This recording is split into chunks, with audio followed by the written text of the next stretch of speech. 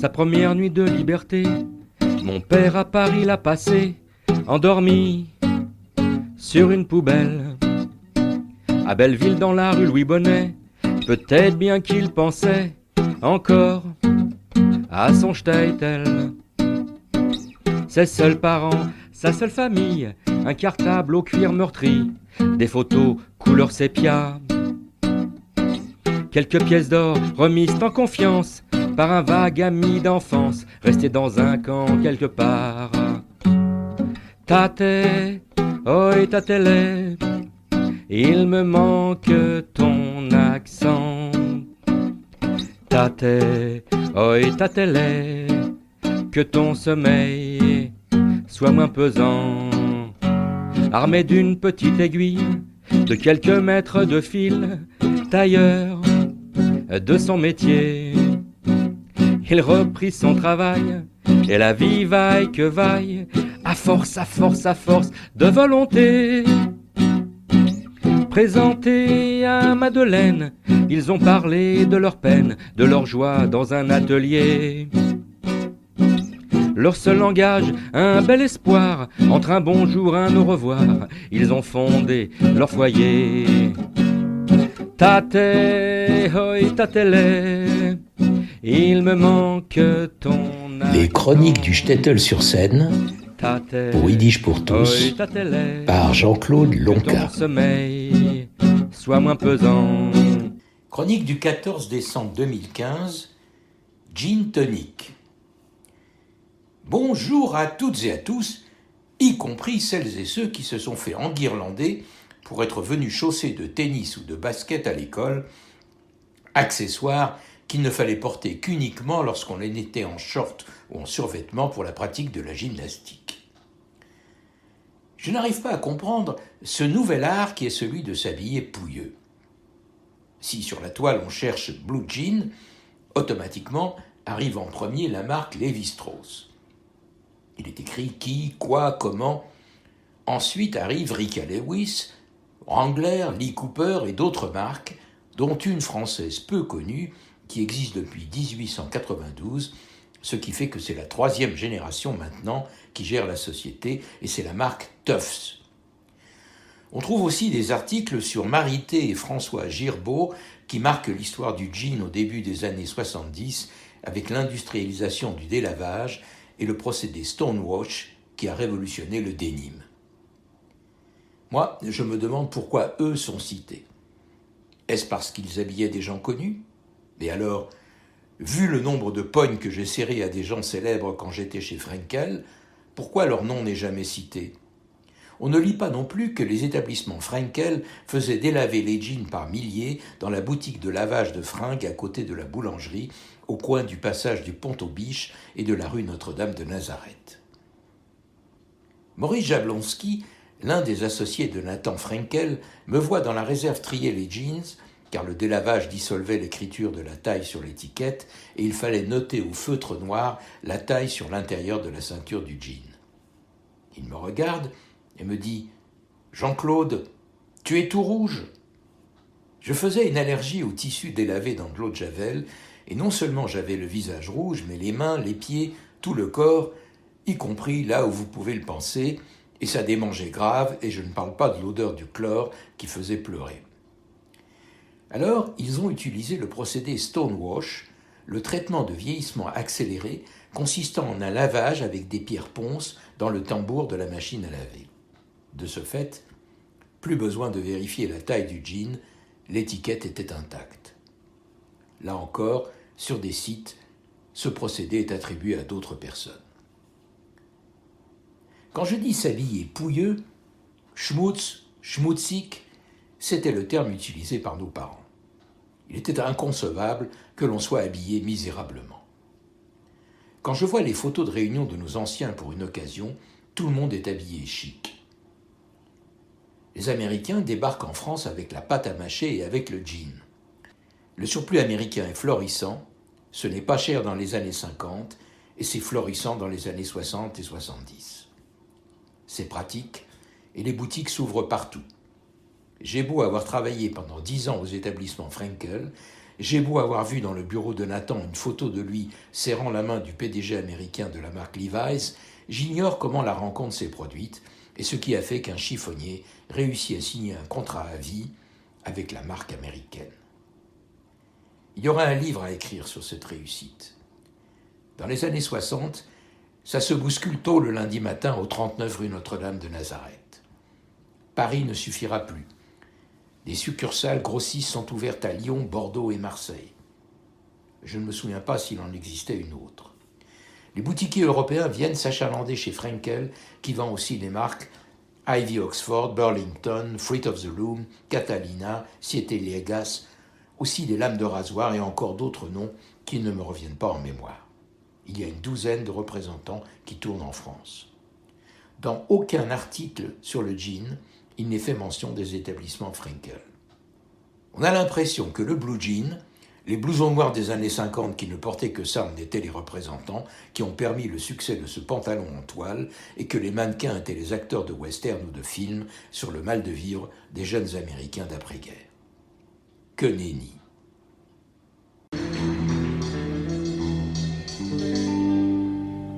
Blue jean baby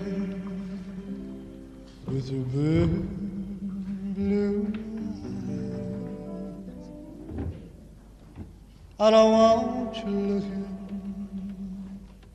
at all the guys. Got to make you give me one more chance. I can't keep still, so baby, let's dance. Well, the blue jean bop is the bop for me. Well, it's the bop, it's a dungaree. You dip your hip, free your knee, squeal on your heel, baby, 1, 2, 3. Well, the blue jean bop, baby, blue jean bop, baby, blue jean bop. Baby, won't you bop a jean? Ah, now let's go. Ah, now rock on now.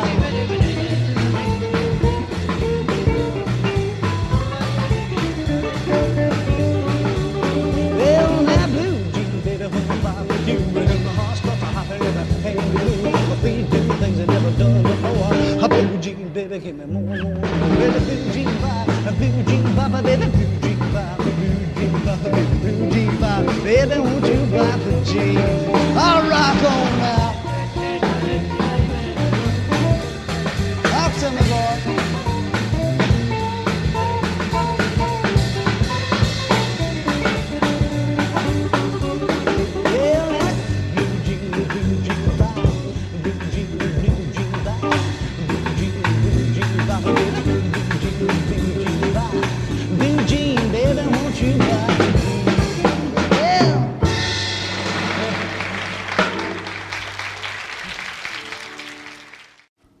C'était Blue Jean Bop de Gene Vincent, un enregistrement de 1960. La pub pour vendre ce produit était faite en France par les établissements Frenkel et n'était pas la même que celle du marché américain. Preuve en est la fameuse affiche de la façade sur l'Arc de Triomphe, le départ de 1792, sculpté par François Rude, où tous les personnages sont en jean Levi's. Cette affiche ne plut pas à tout le monde, quelques-uns jugeant indécent de faire porter des vêtements de cradingue et pseudo-gardiens de vaches par des combattants gaulois. Cette façade est censée représenter le départ des volontaires, et c'est son nom, mais on la connaît tous sous le nom de la Marseillaise. Si j'avais demandé ne serait-ce qu'un franc à tous ceux qui sont entrés dans la boutique pour me demander une ou plusieurs affiches grandes ou petites, j'aurais pu m'offrir un palace. Ma mère me parlait de Juliette Gréco, qui vivait en jean 501, qui dormait avec. Bon, moi aussi, j'ai dormi avec mon 501. La toile était si rêche que pour marcher avec un nouveau jean, se déplacer me faisait me mouvoir comme Robocop, et je ne raconte pas les rougeurs à l'entrejambe. Le slip kangourou était tout bleu, la peau des genoux et des mollets était toute bleue, et fallait forcer avec la pierre ponce pour faire partir la couleur bleue tatouée sur la peau. Oui, je me suis douché avec, oui, j'ai plongé dans l'Atlantique et la Méditerranée avec. Le jean commençait doucement à pâlir, et on comparait avec les jeans des potes, et chacun racontait comment il faisait pour les blanchir.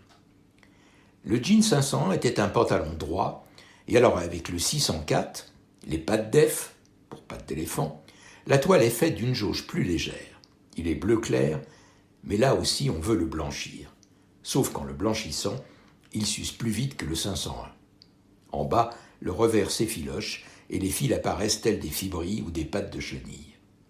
Des trous apparaissent aux genoux, aux poches, à l'entrejambe. Alors on commence à customiser et à plaquer les trous avec des bouts de jeans de couleur autre ou bien d'autres tissus, comme moi avec mes chemises à fleurs. On s'amuse à rafistoler nos pantalons, nos chemises et nos blousons.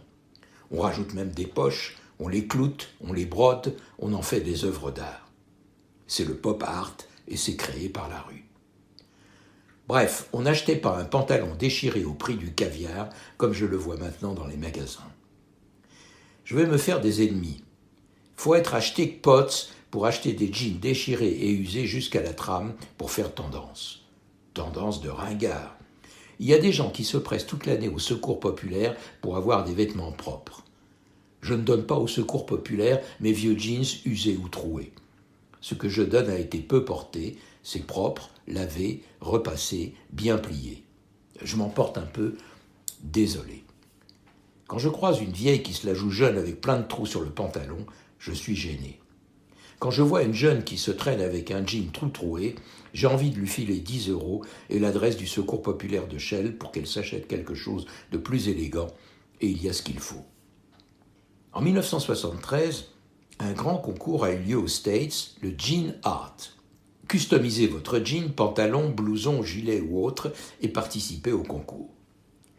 10 000 personnes font le concours et un livre est édité. Il est organisé la même chose en France.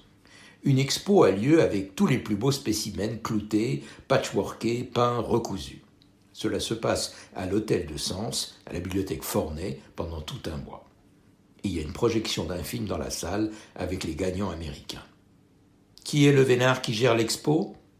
C'est moi. Je suis mince, je porte la moustache mongole, les cheveux longs, un anneau en argent à l'oreille gauche, je suis vêtu de mon jean pas de def à poche plaquée, une chemise en jean, un prototype en fait, une ceinture avec la boucle en cuivre, je l'ai encore, qui est le fameux bouton Levi's de la braguette, des Siete-Liegas en croûte beige, un slip de bain Catalina, mais qui peut voir ça ? Non, je ne dirai rien. Et un blouson 557 qui est porté maintenant par ma nièce Delphine, soit depuis plus de 35 ans. L'expo est un succès avec un truc à faire réfléchir. Le gagnant est un Allemand et le second est un Français. C'est l'œuvre du Français qui servira pour faire l'affiche pour l'exposition et qui prêtera à quiproquo. Je verrai de nombreuses personnes, dont des hommes médaillés, des hommes qui avaient fait 14-18 et qui, en ayant vu l'affiche avec le portrait du maréchal Foch, s'imaginaient que c'était une expo sur lui. Je me suis fait incendier par quelques-uns de ces vieux messieurs. Il y en a qui ont écouté mes explications sur le concept de la customisation, mais au lieu de ce mot, j'ai parlé de broderie, et il y en a un qui a levé sa canne en parlant d'injures faites à la nation et qui est parti de suite avec son épouse, juste après avoir vu l'objet du délit. Bon, si parmi vous certains ou certaines achètent des jeans déjà usés et troués, vous savez ce que Blue Jean Claude pense. Si vous avez une petite fille ou un petit-fils qui veut que vous lui en offriez un, faites-lui lire ma chronique. Dans les années 60, toute la rue Notre-Dame de Nazareth faisait du jean. Rica Lewis est une marque française de jeans fondée par Rica et Charles Lévy en 1928 à Marseille. Une boutique de gros est en face de la synagogue de la rue Notre-Dame de Nazareth. Newman aussi, son origine est française. Une boutique n'est pas loin, je ne sais plus si c'est la rue de Turenne ou rue des Archives. En face de Frenkel, il y avait l'enseigne Mache. Et en face du 45, il y avait Jean & Co. Po. Au magasin, je vois défiler des artistes de la télé, de la radio, de la musique, du cinoche. Harry Frenkel, le fils de Nathan, connaît du monde d'un peu partout. Littéraire, finance, politique, et sert la passe de personnes connues et que souvent moi je ne connais pas, sauf en matière de musique, et je bosse, je m'amuse, et je leur vends des fringues. Parmi les gens à qui j'ai écrasé 5 doigts, vous avez certainement oublié Harold Kay, Harold Jean Krzyżanowski de son vrai nom. Albert Resner s'est fait tirer les chemises Ivy Oxford Rose dans un studio d'enregistrement, ses chemises superbes avec des petits boutons au col, et il ne veut que cette couleur. Il râle, mais on est en rupture. Maurice Jablonski me disait « Jean-Claude, S'il y a des boutons, c'est pour les fermer. J'avais toujours les boutonnières du col ouvertes. Georges Moustaki venait à moto. Il ne voulait pas autre chose que du 501. D'autres artistes voulaient du tissu chambray. J'ai fait la bise en 1973 à Karine Schubert, venue au magasin tourner des séquences pour le film La Punition. J'ai aussi fait la bise à Catherine Ribeiro, une artiste sublime et complètement oubliée, comme Valérie Lagrange et Mama Béa. Et quand je regarde les nanas nouvelle génération, je me demande si elles connaissent leurs aînés qui ne chantaient pas que du sucré en se trémoussant. Patrice Moulet, génial accompagnateur de Catherine et créateur d'instruments, son papa était un client de Frenkel, et je le sers. Il me parle avec admiration de son gamin. Il avoue ne pas tout piger à ce que fait le groupe Alp, mais il est fier de son petit, et aussi de Luc, son autre fils, qui est cinéaste. Je ne me souviens plus des noms de ceux qui vont faire une carrière politique et qui optaient pour le pantalon Stapresse avec le pli devant, pantalon qui ne se repassait pas comme le pantalon Nuevo, dont le tissu était comme crêpé. Et puis je discute avec un tout jeune gars de mon âge qui tient une boutique en banlieue. On parle d'un groupe appelé Typhon dans lequel il joue, et la suite, vous la connaissez. Pour terminer ma chronique, un jean au prix exorbitant, je veux bien qu'une marque renommée se paye et encore, mais il faut rajouter dans l'achat le montant pour le travail du délavage. Rien ne vaut de se blanchir le jean par soi-même, c'est fun. Il est bien plus économique de le décolorer soi-même. J'écris décolorer parce que c'est ce que l'on obtient lorsqu'on met son jean à l'envers dans la machine et qu'on rajoute de l'eau de Javel. Il n'est pas délavé, ce n'est pas le même principe. En premier, lorsqu'il est tout neuf, on le laisse trempiner dans de l'eau pour faire partir l'après, et ensuite on rajoute de la Javel dans l'eau par petites doses. N'oubliez pas qu'aux endroits bien usés, la Javel accentue l'usure et des trous apparaissent. Autant ne pas payer les trous faits par d'autres, eux aussi, ils coûtent la peau des fesses. Avec les amis, on faisait nos propres dessins sur les jeans. Cela avait du charme. J'en faisais au feutre. J'avais dessiné sur les cuisses d'un de mes pantalons la tête de Rasputin. Bon, moi, les jeans, je me baignais avec.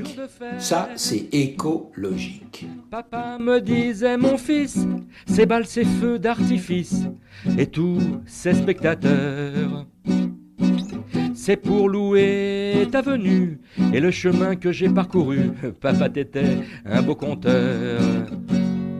Tate, oi, tatele, il me manque ton accent.